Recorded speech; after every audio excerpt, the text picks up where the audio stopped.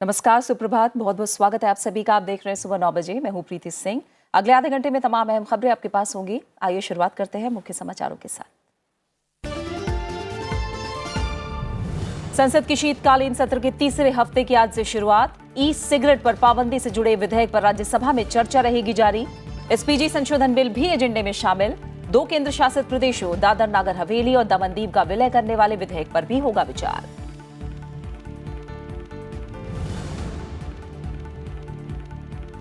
लोकसभा के एजेंडे में टैक्सेशन कानून संशोधन विधेयक। कॉर्पोरेट टैक्स में कटौती को लेकर 20 सितंबर को जारी अध्यादेश की लेगा जगह। 6 दशक पुराने आर्म्स एक्ट में संशोधन वाला विधेयक भी कार्यसूची में शामिल। अवैध हथियार रखने और बनाने पर सजा बढ़ाने का प्रस्ताव।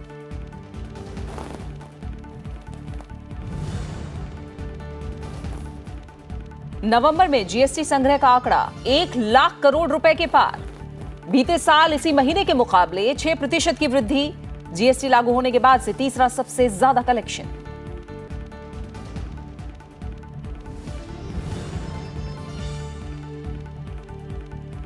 उत्तर पूर्वी मानसून के कारण तमिलनाडु के कई हिस्सों और पुदुचेरी में भारी बारिश। स्कूल कॉलेज बंद। मद्रास और अन्ना यूनिवर्सिटी में आज होने वाली परीक्षाएं स्थगित। अगले 48 घंटे में और बारिश की आशंका के मद्देनजर मछुआरों को भी समुद्र में नहीं जाने की सलाह।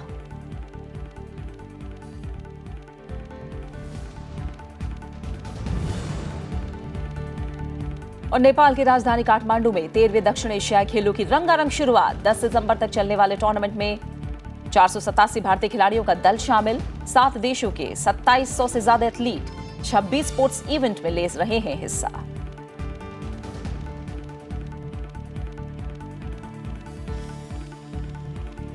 सबसे पहले बात संसद सत्र की।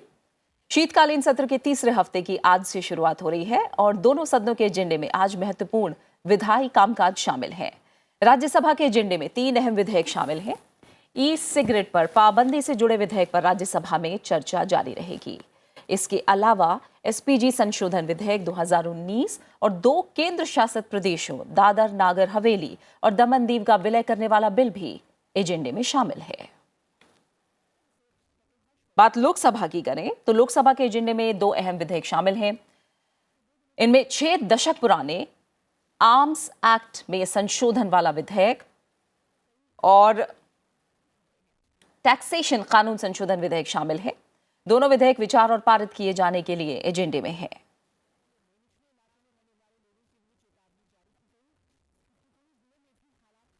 इलेक्ट्रॉनिक सिगरेट को प्रतिबंधित करने से संबंधित विधेयक पर आज राज्यसभा में आगे की चर्चा होगी। केंद्रीय स्वास्थ्य मंत्री डॉक्टर हर्षवर्धन इलेक्ट्रॉनिक सिगरेट उत्पादन, विनिर्माण, आयात, निर्यात, परिवहन, विक्रय, वितरण, भंडारण और विज्ञापन विधेयक 2019 पर 28 नवंबर को विचार का प्रस्ताव उन्होंने किया था। चर्चा में विभिन्न दलों के सांसदों ने हिस्सा लिया। चर्चा पूरी नहीं हो पाई और यह आज भी जारी रहेगी। संसद की मंजूरी के बाद यह विधेयक इसी साल 18 सितंबर को जारी अध्यादेश की जगह लेगा। इसके मुताबिक ई सिगरेट का किसी प्रकार उत्पादन, विनिर्माण, आयात, निर्यात, परिवहन, विक्रय, वितरण या विज्ञापन अपराध माना जाएगा और पहली बार अपराध के मामले में 1 साल तक कैद या 1 लाख रुपए तक जुर्माना या दोनों लगेगा, जबकि अगली बार अपराध के लिए 3 साल तक की कैद और 5 लाख रुपए तक जुर्माना लगाया जा सकता है। इलेक्ट्रॉनिक सिगरेटों के भंडारण के लिए भी 6 महीने तक कैद या 50,000 रुपए तक जुर्माना या दोनों दंड दिए जा सकते हैं। अब ई सिगरेट के मौजूदा भंडारों के मालिकों को खुद ही नजदीकी पुलिस थाने में जमा कराना होगा। विधेयक को लोकसभा की मंजूरी मिल चुकी है।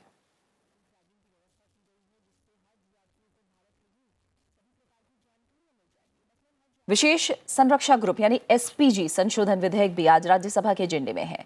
केंद्रीय गृह मंत्री अमित शाह विधेयक पर विचार और पारित करने का प्रस्ताव करेंगे। इसके मुताबिक एसपीजी सुरक्षा सिर्फ प्रधानमंत्री और उनके साथ आधिकारिक आवास में रहने वाले निकट परिजनों को ही मिलेगी। विधेयक में पूर्व प्रधानमंत्री के निकट परिजनों के ऐसे सदस्यों को एसपीजी सुरक्षा के दायरे से बाहर रखने का प्रस्ताव किया गया है जो पूर्व प्रधानमंत्री के साथ उनके आधिकारिक निवास पर नहीं रहते हैं।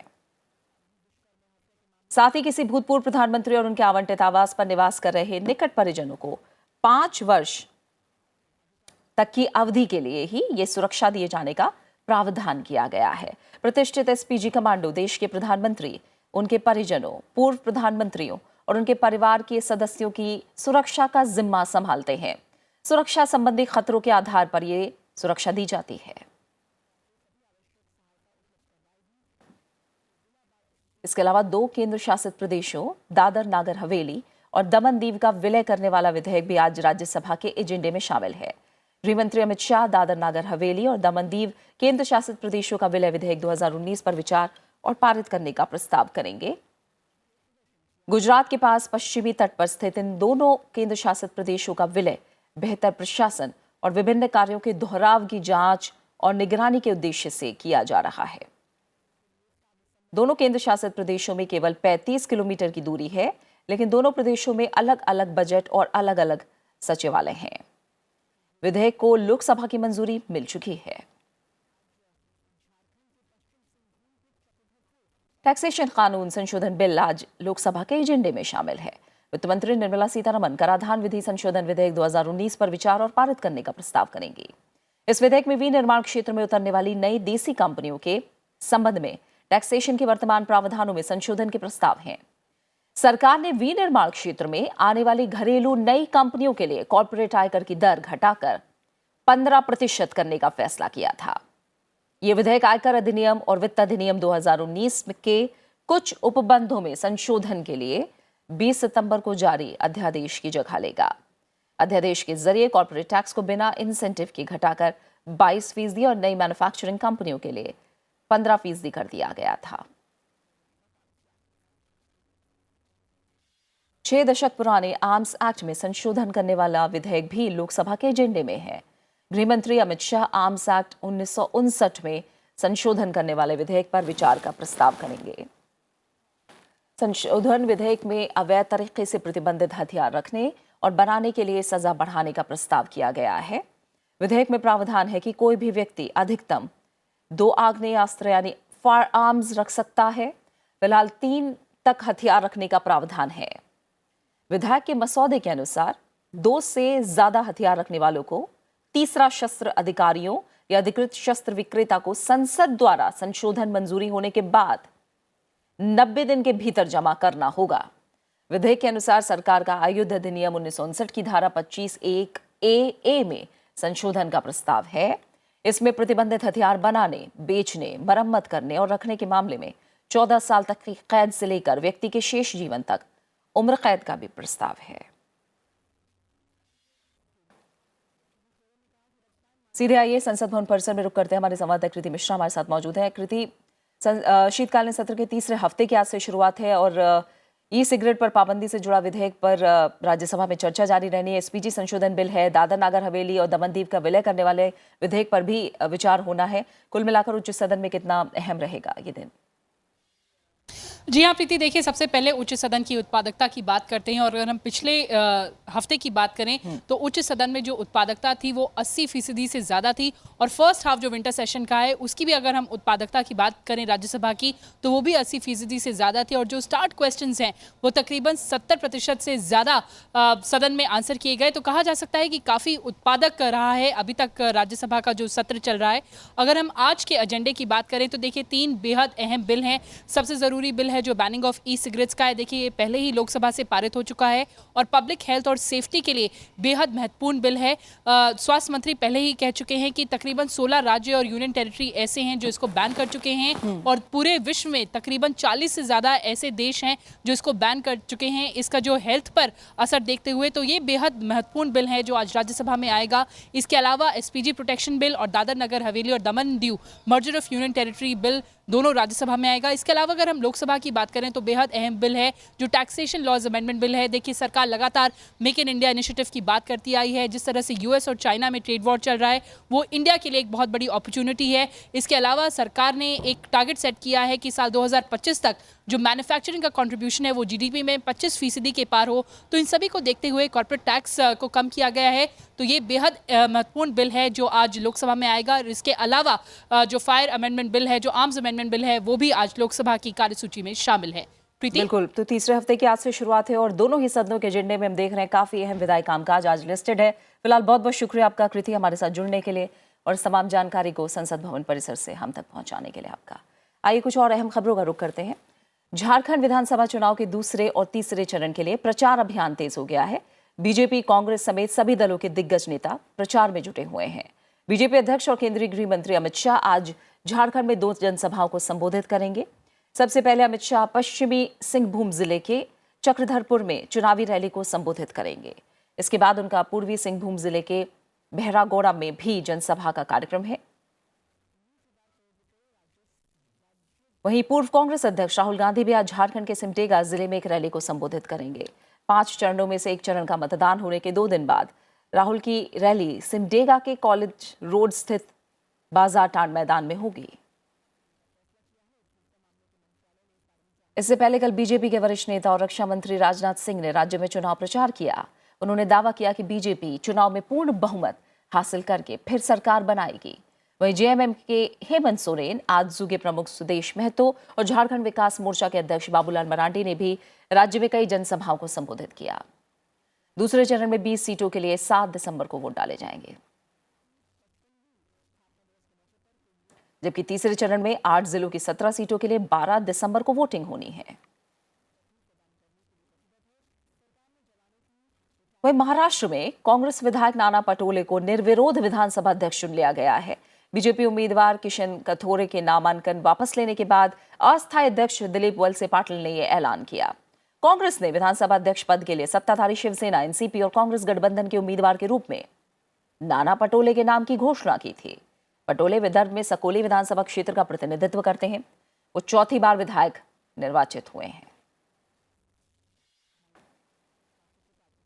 महाराष्ट्र बीजेपी विधायक दल के नेता और पूर्व मुख्यमंत्री देवेंद्र फडणवीस को विधानसभा में विपक्ष के नेता के रूप में नामित किया गया है।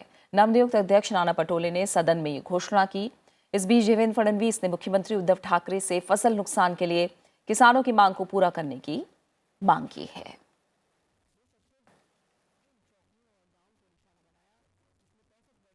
तेलंगाना सरकार ने हैदराबाद दुष्कर्म और हत्या के मामले की सुनवाई के लिए फास्ट ट्रैक अदालत स्थापित करने का फैसला किया है।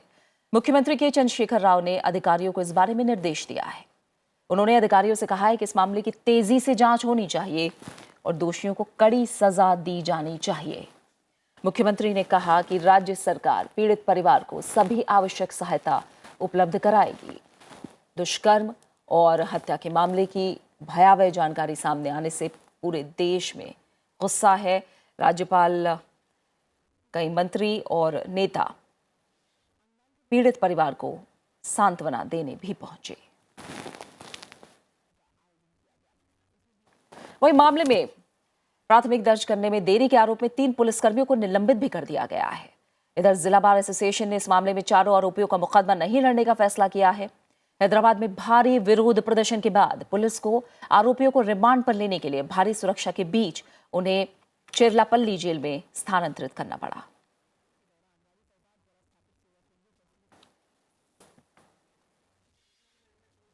हैदराबाद में महिला डॉक्टर के साथ दुष्कर्म और उसकी बर्बर हत्या की रोंगटे खड़े देने करवाने हैवानियत से देश भर में आक्रोश है।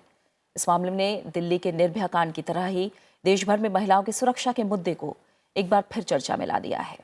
राज्यसभा के उपसभापति हरिवंश ने इस घटना पर गहरा दुख जताया है। इस घटना को लेकर उन्होंने कहा कि हमें सोचना होगा कि हम कहां जा रहे हैं। हम किस समाज में कहां पहुंच गए, यह समय आ गया है कि समाज ठहरे, गौर करे कि हम कहां पहुंच चुके हैं। जरूरत है, जो गांधी ने कहा था, चरित्र निर्माण की। बगैर चरित्र निर्माण के और सख्त कानून के हम इन स्थितियों को नियंत्रित करने में अब तक लगता है कि शायद जैसी सफलता हम चाहते थे नहीं मिल पाई है। अब वक्त आ गया है पूरा देश, समाज का हर तबका बैठकर गौर करे कि हम कैसे क्या रास्ता अपनाएं जिससे गांधी की 150वीं जयंती पर कम से कम गांधी ने कहा था कि हम ऐसा समाज बनाएं जिसमें ग्रीड न हो। हम एक ऐसा समाज बनाएं जिसमें हमारी माँ, बहनें, सब लोग एक समान ढंग से प्रसन्न रह सकें, खुश रह सकें, बेहतर समाज बना सकें जिस पर हम गौरव कर सकें। वहीं आरएसएस प्रमुख मोहन भागवत ने समस्या से निपटने के लिए सभी को अपने अपने घरों में पुरुषों को ये सिखाने की नसीहत दी है कि महिलाओं के प्रति कैसा बर्ताव करना चाहिए। दिल्ली में गीता महोत्सव समारोह को संबोधित करते हुए संघ प्रमुख ने कहा कि महिला सुरक्षा के लिए सरकार ने कानून बनाए हैं, उनका सही से पालन होना चाहिए। अच्छा काम करना चाहिए, हम सब लोग मानते हैं। हम सब लोग क्यों, दुनिया में हर व्यक्ति यही चाहता है कि हम ऐसा काम करें कि सब लोग मुझे अच्छा कहें।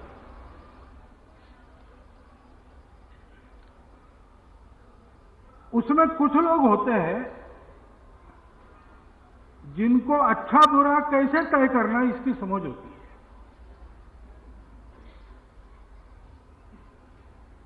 तो अपने विवेक से अच्छाई की ओर बढ़ने का वो भरसक प्रयास करते हैं, लेकिन उसमें कुछ ही लोग अच्छा बन पाते और बाकी सब लोग गिर जाते हैं, अपने रास्ते से भटक जाते हैं। कुछ और अहम खबरों के बाद नवंबर महीने में जीएसटी संग्रह का आंकड़ा एक बार फिर 1 लाख करोड़ रुपए को पार कर गया है। पिछले साल नवंबर के मुकाबले इस साल नवंबर में जीएसटी संग्रह में 6% की वृद्धि हुई है। पिछले महीने जीएसटी से 1,03,492 करोड़ रुपए का राजस्व प्राप्त हुआ था और पिछले महीने रिटर्न भरने वालों की संख्या में भी वृद्धि हुई। इससे पहले अक्टूबर महीने में जीएसटी संग्रह 95,380 करोड़ रुपए था, जबकि पिछले वर्ष नवंबर में 97,637 करोड़ रुपए की वसूली हुई थी। बयान में कहा गया कि नवंबर में घरेलू लेन देन पर जीएसटी संग्रह में 12% की वृद्धि दर्ज की गई। ये इस साल जीएसटी राजस्व में सबसे अच्छी मासिक वृद्धि है, जबकि जीएसटी लागू होने के बाद से ये तीसरा सबसे ज्यादा कलेक्शन है।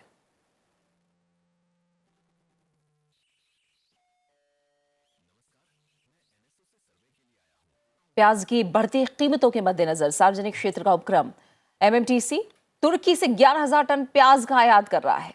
इस महीने के अंत में या अगले महीने की शुरुआत में इसकी खेप पहुंचनी शुरू हो जाएगी। उपभोक्ता मामलों के विभाग ने प्याज की बढ़ती कीमतों पर काबू पाने के लिए एमएमटीसी को ये कदम उठाने के लिए कहा है। इसके अलावा इस महीने के मध्य में मिस्र से भी करीब 6,000 टन प्याज आएगी। मोबाइल पर बात और डेटा इस्तेमाल करना महंगा होने वाला है। वोडाफोन, आइडिया, एयरटेल और जियो ने अपने नए और महंगे हुए प्रीपेड टैरिफ प्लान्स की घोषणा कर दी है। ये 3 दिसंबर से लागू होंगे। जियो के नए प्लान 6 दिसंबर से शुरू होंगे। कंपनियों का कहना है कि बिजनेस में हो रहे नुकसान के कारण टैरिफ रेट्स को बढ़ाया जा रहा है। जियो की सेवाएं 40% तक महंगी होंगी। कंपनी से जुड़े अधिकारियों के मुताबिक नए प्लान की घोषणा वो बाजार की प्रतिक्रिया देखने के बाद करेंगे। कंपनियां अन्य नेटवर्क पर कॉल करने पर प्रति मिनट के हिसाब से अतिरिक्त शुल्क भी वसूलेंगी। हज के लिए जाने वाले लोगों की यात्रा से संबंधित समूची प्रक्रिया को पूरी तरह से डिजिटल बनाने वाला भारत पहला देश बन गया है। अल्पसंख्यक मामलों के मंत्री मुख्तार अब्बास नकवी ने कल जेद्दा में भारत और सऊदी अरब के बीच अगले साल हज यात्रा के लिए द्विपक्षीय समझौते पर हस्ताक्षर करने के मौके पर यह बात कही।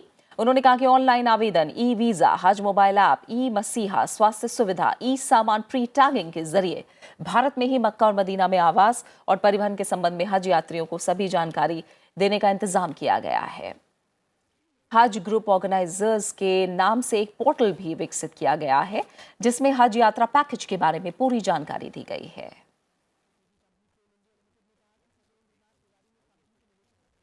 स्वीडन के राजा और रानी भारत की आधिकारिक यात्रा पर हैं। दिल्ली पहुंचने पर केंद्रीय मंत्री बाबुल सुप्रियो ने उनकी अगवानी की। अब से कुछ देर बाद राष्ट्रपति भवन में उनका औपचारिक स्वागत किया जाएगा।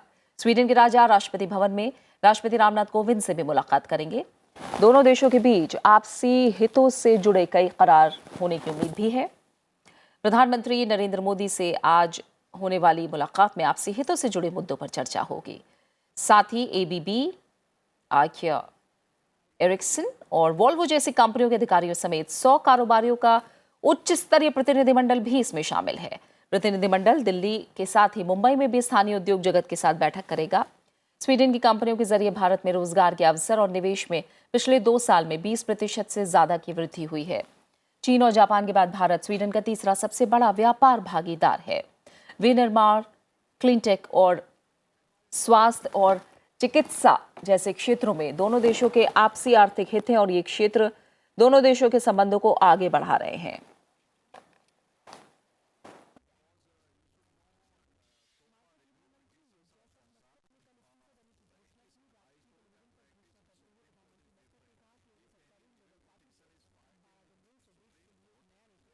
तमिलनाडु के कई हिस्सों और पड़ोसी राज्य पुदुचेरी में पिछले 24 घंटों में भारी बारिश से जनजीवन बुरी तरह से प्रभावित हुआ है। भारी बारिश की आशंका को देखते हुए आज पुदुचेरी और तमिलनाडु के कई जिलों के स्कूलों में छुट्टी कर दी गई है। मौसम विभाग ने अगले 2 दिनों में और बारिश होने का पूर्वानुमान जताया है और अगले 24-48 घंटे में हल्की से भारी बारिश होने की भी संभावना है। लेकिन रामनाथपुरम, तिरुनेलवेली, तूतीकोरिन, वेल्लोर, तिरुवल्लूर, तिरुवनमलाई जिलों में अगले 24 घंटों में भारी बारिश हो सकती है। भारी बारिश की आशंका के चलते मद्रास और अन्ना यूनिवर्सिटी की आज होने वाली परीक्षा को भी टाल दिया गया है। मछुआरों को केप कमोरिन और लक्षद्वीप क्षेत्र में समुद्र में ना जाने की सलाह दी है। स्थिति को देखते हुए सभी विभागों को सतर्क रहने के लिए कह दिया गया है और वहीं भारी बारिश से जुड़ी घटनाओं में 15 लोगों की मौत की भी खबर है। और अब बात पर्यावरण और जलवायु परिवर्तन को लेकर खास पेशकश की।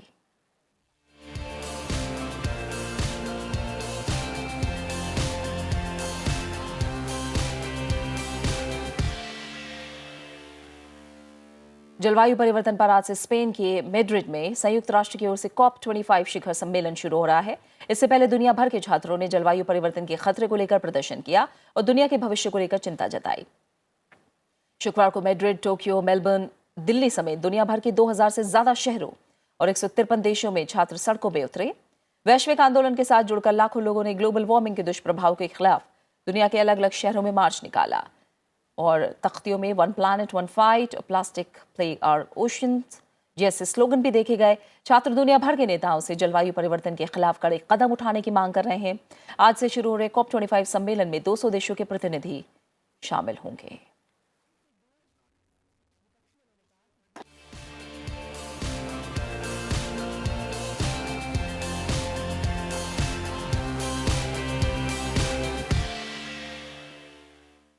बात खेलों की दुनिया की। नेपाल में 13वें दक्षिण एशियाई खेलों की आज से शुरुआत हो रही है। 10 दिसंबर तक चलने वाले टूर्नामेंट में 487 भारतीय खिलाड़ियों का दल हिस्सा ले रहा है। नेपाल के राष्ट्रपति विद्या देवी भंडारी रविवार को राजधानी काठमांडू के दशरथ स्टेडियम में रंगारंग समारोह में 13वें दक्षिण एशियाई खेलों की औपचारिक शुरुआत का ऐलान किया। इसमें दक्षिण एशिया के 7 देश हिस्सा ले रहे हैं। उद्घाटन समारोह की शुरुआत खिलाड़ियों के मार्च पास्ट से हुई। इन खेलों का आयोजन 1 से 10 दिसंबर के बीच काठमांडू, पोखरा और जनकपुर में किया जाएगा। इसमें लगभग 2700 खिलाड़ी हिस्सा लेंगे। नेपाल, भारत, बांग्लादेश, पाकिस्तान, मालदीव, भूटान और श्रीलंका के खिलाड़ी 26 खेलों में अपना भाग्य आजमाएंगे। इन खेलों में 319 स्वर्ण सहित 1119 पदक दांव पर लगे होंगे। दक्षिण एशियाई खेलों में वॉलीबॉल के फाइनल में भारत का मुकाबला पाकिस्तान से होना है। वहीं श्रीलंका को रोमांचक मुकाबले में 27-25, 25-19, 21-25, 25-21 से हरा दिया। फाइनल में भारत का मुकाबला मंगलवार को पाकिस्तान से होगा। पाकिस्तान ने दूसरे सेमीफाइनल में बांग्लादेश को 25-15, 25-21, 26-24 से पराजित किया। भारतीय महिला टीम भी फाइनल में पहुंच गई है। मंगलवार को फाइनल में भारत का मुकाबला मेजबान नेपाल से होना है। रविवार को विश्व एड्स दिवस के मौके पर नेशनल एड्स कंट्रोल ऑर्गेनाइजेशन की तरफ से दिल्ली के MCD सिविक सेंटर में एक कार्यक्रम का आयोजन किया गया। इसमें HIV इन्फेक्शन से होने वाली बीमारी के बारे में लोगों को जागरूक किया गया। यहां मौजूद केंद्रीय स्वास्थ्य मंत्री डॉक्टर हर्षवर्धन ने अपने अनुभव साझा करते हुए कहा कि उनकी सरकार देश को TB और एड्स से फ्री बनाने का काम करेगी। उन्होंने कहा कि सरकार इस लक्ष्य को 2030 से पहले ही हासिल कर लेगी। दुनिया का जो मर्जी गोल हो, दुनिया ने भले ही 2030 तय किया हो, हमारे पास इस समय देश में ऐसे प्रधानमंत्री हैं जो हर काम को दुनिया से पहले करके ख़त्म करना चाहते हैं। और उन्होंने इसीलिए टीबी के संदर्भ में, अभी टीबी को 25 तक हम ख़त्म करने की बात कर रहे हैं। एड्स को भी हमें नहीं लगता कि हमको 2030 तक का इंतज़ार करना पड़ेगा। अभी हम कितनी और बीमारियों को जड़ से समाप्त करने की बातचीत कर रहे हैं। हम मीजल्स के बारे में सोच रहे हैं। कार्यक्रम में एड्स से बचाव और उसके बारे में सही जानकारी देने के लिए अलग अलग संस्था और समूहों ने कल प्रदर्शनियों और कैंप भी लगाए। इसमें लोगों को एड्स को लेकर फैली भ्रांतियों और उसके उपचार के बारे में भी जानकारी दी गई।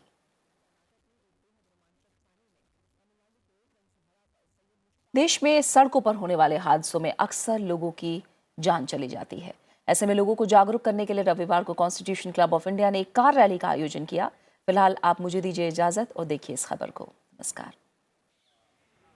चमचमाती विंटेज कारों से भरा ये प्रांगण है कॉन्स्टिट्यूशन क्लब ऑफ इंडिया का, जहां सड़क हादसों के प्रति जागरूकता फैलाने के लिए रविवार को एक कार रैली का आयोजन किया गया। लोकसभा अध्यक्ष ओम बिरला ने कार रैली को झंडी दिखाकर रवाना किया। इस कार्यक्रम में बीजेपी सांसद निशिकांत दुबे, राजीव प्रताप रूड़ी, अनुराग ठाकुर सहित कई अन्य सांसद शामिल हुए। इस मौके पर सड़क हादसों में मारे गए नेताओं और पूर्व संसद सदस्यों को श्रद्धांजलि दी गई। इस 130 करोड़ जनता के अंदर जन आंदोलन के बिना सड़क दुर्घटनाएं कम नहीं हो सकती।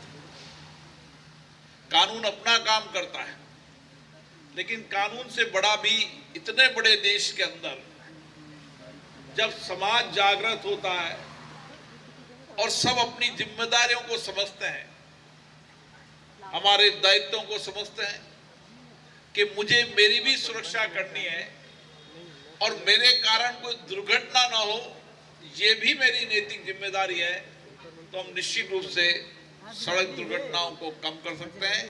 कार्यक्रम के संचालक बीजेपी सांसद राजीव प्रताप रूड़ी ने बताया कि इस रैली का मकसद कोई रेस नहीं है, बल्कि इसका उद्देश्य लोगों को सुरक्षित रूप से वाहन चलाने के लिए प्रेरित करना है।